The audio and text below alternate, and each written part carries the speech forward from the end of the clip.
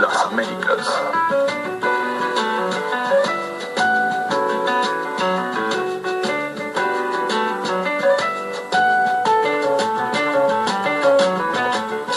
Ingresamos en la segunda hora del programa y recién escuchaste el aló de nuestro querido Modesto Emilio Guerrero, que está con nosotros. ¿Cómo andás, Modesto? Muy bien, disfrutando del final de año. Sí, estamos todos como, no sé si disfrutando, intentando que llegue el fin de año y el receso. Para disfrutar. Para disfrutar un poquito más y acomodarse para comenzar el año que viene. Lo que pasa es que yo me hice un metabolismo de vida curioso. Disfruto de todas las formas de vida. Entonces, si hay invierno, lo disfruto. Si hay verano, también. Si hay trabajo, lo disfruto. Y si no hay, también. También. Vivo en una región distinta. Es verdad.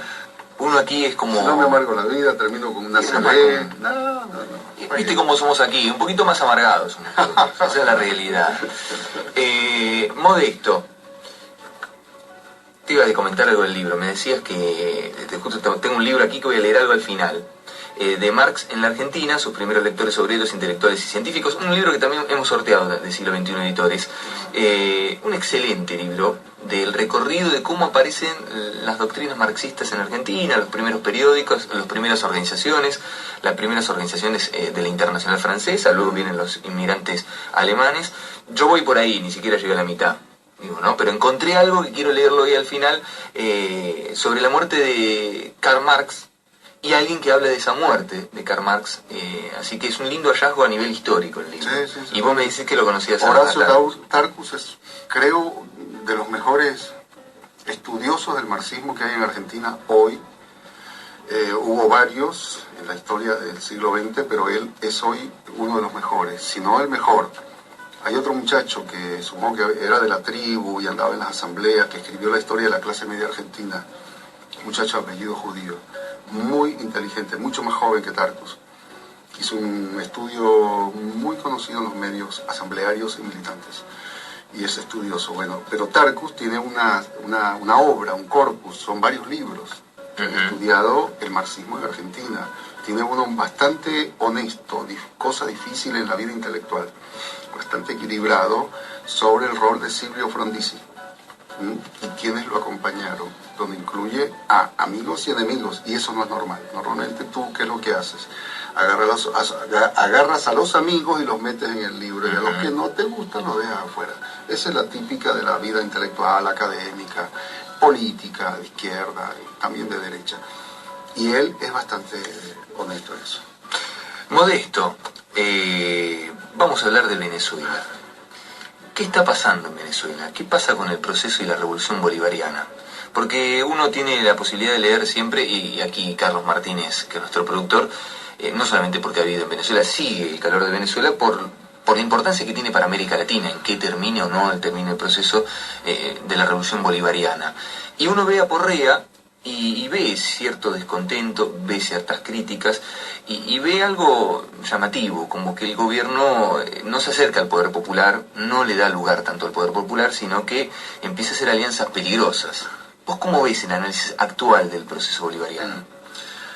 Desde el año 2010, unos 5 o 7 autores, luego fueron más, venimos advirtiendo desde el año 2010 que en Venezuela hay una tendencia decreciente en el voto chavista. Hoy, ¿cuánto? 8 años después, ¿no? Sí, 4 años después, esa advertencia se ha transformado para todo el arco de los países progresistas. Lo que fue para Venezuela 2007 y se consolidó 2009 en adelante, se manifestó 2010 en la elección de diputados a la Asamblea Nacional, se ha hecho la regla para todos los países excepto Bolivia por condiciones muy particulares de Evo Morales. Y lo que está haciendo ahí, que algunas son maravillosas, como obra social. Está en su mejor momento. Ahora, de conjunto es así. En Venezuela eso se devuelve. Para Venezuela se devuelve. Si hay una caída en el conjunto de la zona que la acompaña como nación, entonces hay una facilitación al enemigo para que pegue. Eso, como no está comenzando este año, comenzó hace 4, le facilitó al enemigo 2 cosas, por lo menos. Uno, la gigantesca, brutal y despiadada campaña mundial, mediática, donde lograron también 2 cosas. La primera, el gobierno mató estudiantes indefensos entre febrero, marzo, abril, mayo. Esa es la imagen dejada, cuando fue exactamente a la inversa. El único estudiante muerto en esa batalla, eso que yo llamo guerra civil localizada, de marzo, abril, mayo, el único estudiante muerto es un dirigente estudiantil de la Universidad de Oriente, chavista. Hubo, en total de los 43, creo que son 3 de derecha, de la oposición. Luego hay gente suelta, como 15, que uno no sabe de qué partido o de qué movimiento eran. Y el resto todos son chavistas, o sea, más o menos el 48% de todos los muertos son chavistas. Varios de ellos del gobierno, funcionarios altos. Bien, ¿y cómo es que en la imagen mundial instalada por los medios quedó lo opuesto? Ese es un triunfo para ellos. Y el otro es que en Venezuela hay menos democracia. O sobre todo que hay un país en caos. Estamos en presencia de un país en caos, donde no hay ni toalla higiénica, ni desodorante. Ok. No es así, no porque no haya desabastecimiento, hay. Lo que no pueden explicar, no podrían ellos como razón de clase, pero tampoco podemos alcanzar los que decimos lo contrario, es que eso que existe, que es una suerte de guerra económica o caos comercial, porque económica no es comercial, distribución, es programado. Lo conversaba con Carlos antes de entrar al programa, es programado. Un día aparece en un centro de distribución todo el café que quieras y por 8 días desaparece. Y a los 5 días después aparece, pero en otro lugar. Entonces, ¿qué se arman? Las colas, superior a Chile, como táctica o técnica de destrucción superior a la que hicieron a Allende. Colas. Una cola es por naturaleza, sobre todo en países del Caribe, una asamblea. Ahí se discute, se habla, se grita, se dice todo. Carlos me decía, una señora con un celular andaba mostrándole a toda la cola, una señora burguesita, que en Venezuela se está importando gasolina, petróleo, y que cómo es eso, que un país petrolero importa petróleo. Eso es caos. Esa señora, que además de ser burguesita, que ya es un pecado, es una ignorante, no sabe que desde el año 77 Venezuela importa gasolina refinada de 89 octanos, porque no produce eso, entonces lo importa para alta gama y para otras cosas industriales. Bien, está bien, hay una señora ignorante en el mundo, eso no es problema. El problema es la imagen que hay a través de la media. Eso lo lograron. Ese es el primer gran problema. El segundo gran problema es qué hace el gobierno frente a eso. Algunas cosas las ha hecho muy bien. Por ejemplo, hay que sacarse el sombrero ante Maduro, en el sentido metafórico del término, porque el muchacho pudo sobrevivir a una guerra civil o a un fenómeno, proyecto de guerra civil. 43 muertos. Tuvo este año, el año pasado, 14. Más muertos que Chávez. Y logró sobrevivir, logró capear el temporal, como se dice allá, logró manejarse en la tormenta. Eso es respetable. Son respetables algunas políticas. Acaba de aumentar el salario, acaba de incrementar la cesta tique, que es un tique de alimentación, se equilibra un poco con la inflación, pero eso está bien, esas son medidas de acomodación, no sé cómo llamarlas, parches, esparadrapos, buenos, grandes, como tú quieras. La estructura es el problema. Y no hablo acá solo de la propiedad. No, la estructura de funcionamiento de todo el Estado venezolano está mal hecho. Pero no está mal hecho por Maduro. Maduro es tributario, víctima, heredero. Está mal hecho hace 10 años, 12 años. Ese es el problema. Entonces, es muy difícil si Maduro no tiene en su cabeza la concepción de eso que tiene en las manos para cambiarlo. Si el diagnóstico no es bueno, la medicina no creo que sea. Estamos con Modesto Emilio Guerrero, vamos a un tema musical. Y luego, siguiendo en esto que decís vos, ¿no? Porque uno se pregunta tantos años de chavismo, ¿hace cuánto está ya el proceso en sí? 15 años. 15 años. Y como decís, del otro lado hay planificación. Lo mismo pasaba hasta con el bloque soviético. Constantemente hay planificación de boicotear el otro proceso. Pero también, y allí entramos en lo que quiero hablar en el próximo bloque, lo que decís vos, también está la respuesta del gobierno. Es decir, los dirigentes, los que dirigen, ¿cómo se preparan? para que el proceso popular avance y no termine yéndose de a poquito a una alianza de clases y de a poquito perdiendo terreno, desde el punto de vista electoral, y de a poquito las conquistas ir sacándose al pueblo. Así es. Y sobre todo con algo que dijiste en una nota que salió publicada en Rebelión, que decía, de todos modos, lo que se está organizando como tendencia es la crisis del chavismo. Me lo explicás después de tu música. ¿Cómo no? Modesto te decía, en esta entrevista, mira, dice, el gran peligro, entrevista que apareció en Rebelión, Andrés Figueroa Cornejo. Un chileno, un periodista chileno. Mira, a mí me gustó, el gran peligro ahora es que la derecha pueda convocar un referéndum revocatorio en el 2015. Sí. Allí buscaron eso como título. El peligro, el título es esquivo o se presta confusión, porque el peligro no es que convoque, eso es un derecho, claro, pueden convocar. El peligro es que el chavismo pierda. Ahí está. Bueno, y esto que te decía, vos allí decís, se está organizando como tendencia, es la crisis del chavismo. Sí. Y luego, lo que hablábamos hoy, le imputás, decís, el movimiento existe, el movimiento popular, es decir, la base, pero el gobierno no lo lidera y prefiere compartir el programa con la oposición golpista. Sí, son dos cosas ahí bien correlacionadas pero distintas. El chavismo está en crisis. ¿Qué tipo de crisis? ¿En qué nivel de intensidad? Bueno, eso es otra cosa, pero está en crisis desde que el líder muere. Y antes de que el líder muriera, el líder aceleró, la muerte del líder aceleró. Pero antes ya venía en crisis, porque es crisis cuando una parte del chavismo se rebela contra la entrega de guerrilleros a Colombia, al gobierno de Santos en Colombia. Eso es crisis, porque no fue un dirigente o 20 dirigentes, fueron corrientes enteras, nacionales e internacionales.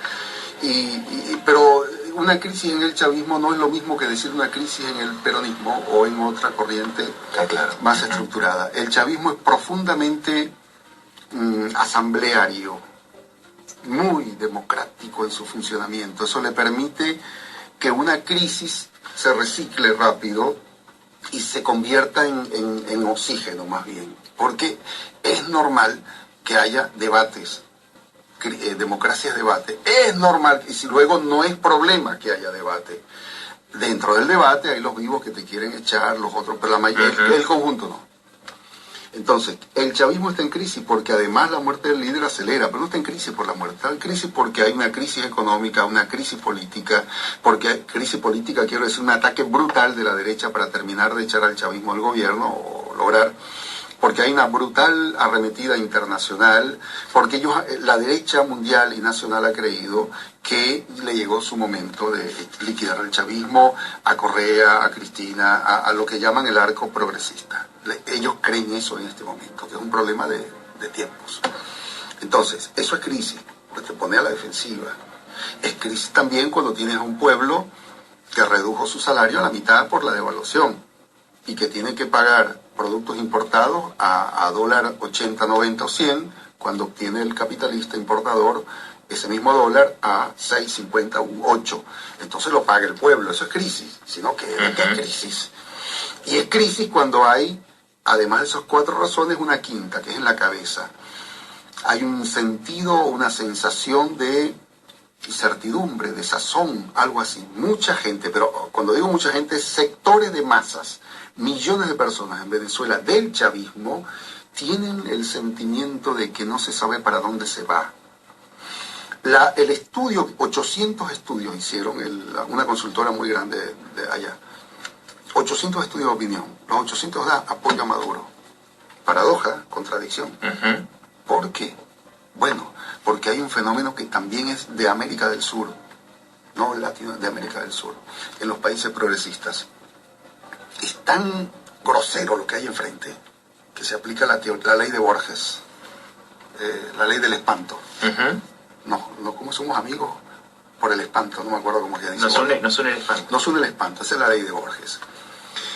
La gente no tiene una alternativa superior a lo que mantiene en sus manos, que es el gobierno tal, que además le dio el mejor nivel de prosperidad en las últimas décadas alcanzado, comparado con su memoria inmediata, en Argentina 10 años, en Venezuela 15, con el Caracazo en Bolivia, en Ecuador.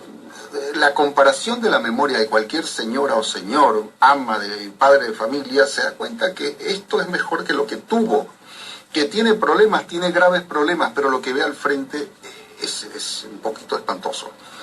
Y no hay por izquierda una solución superadora, desde el propio gobierno, desde el propio movimiento o por fuera del movimiento. No hay nada superador. En Venezuela sí hay. Esa es la diferencia. Por eso la gente se retrae, pero encuentra refugio, cuidado con la palabra, encuentra cobertura en organismos de poder social, que es otra cosa. Todavía no tiene un organismo de poder político. Hay uno de vanguardia que crece mucho, que se llama Marea Popular, ¿no? Popular es acá, socialista, que crece mucho, le va muy bien, tiene mucho impacto político, pero es vanguardia todavía. En cambio, a nivel masivo, basta medirlo de la siguiente manera. Hace 2 años, con Chávez vivo, habían 3 comunas. Comuna es un organismo de poder popular en Venezuela. No es la comuna de Buenos Aires. Hoy hay más de 800 comunas. Explícame cómo es que el pueblo se desprende un poco del aparato chavista, del aparato gubernamental, del aparato del PSV y busca su recogedero de existencial en un organismo de lucha, de defensa, de organización, de producción, de culturización política, de politización. ¿Cómo es que hace eso? Porque no se ha ido de la izquierda en el sentido social. No ha roto con el proceso o la memoria revolucionaria. Pero le queda poco, ¿eh? Nada es para siempre. Ese movimiento, que es más o menos son 3 a 4 millones de personas, 7 millones son los inscriptos y 14 millones los votantes, 11 millones los votantes del chavismo, el máximo, ¿no?, del padrón. Esos 3 o 4 millones de personas no van a esperar 10 años a que el gobierno baile su propia música y les siga prometiendo que va a completar la revolución. Ese movimiento todavía sobrevive con espíritu revolucionario o transformador porque quiere hacer el cambio completo. Si no se hace con el gobierno, el movimiento lo puede hacer sin el gobierno o replegarse desmoralizado y chao pescado. Estamos con Modesto Emilio Guerrero. Vamos a una tanda publicitaria.